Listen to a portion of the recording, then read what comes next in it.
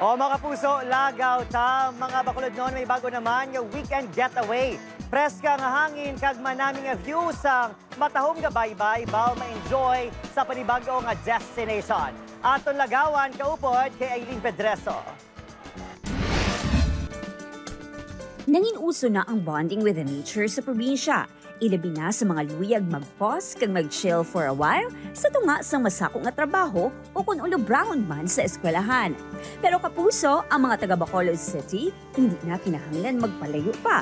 Bangod sa Barangay Tangob, may fresh air kag manaming nga view sang baybay kung saliin pwede gid nga makatambay. First stop sa siningabahin sang baybay kung saliin may matagas nga puno sang lubi, perfect as background sa pag-picture-picture. Ang ini nga grupo sa mag-abyan, diri na nag-enjoy sa ilo weekend. Doon na curious kami sa lugar, so mo ni subong timing man nga brand out sa amon lugar. Mas accessible kag do ka undiscovered pa sa lugar. Nami isang feeling subong do ka relaxing gid. Ang bakulod nun nga si Zanny, may bago na nga travel goals.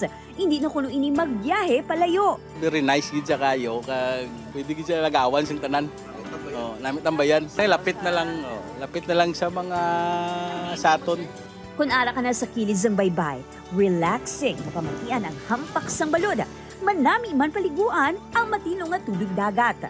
Kadungan sang pag-enjoy, ginapahandumdum sang staff nga ikabili ng katilo, agud mapakita ang pagtipig sa dunang manggal. Ka-enjoy di sila ma'am sa amon nga place. Oo, sa tanan dapat nga nagasulod di sa amon nga beach. Nang paliyog lang kami nga ang mga basura nila. Upod Garuel Bangoy, Aileen Pedreso. 1 Western Visayas.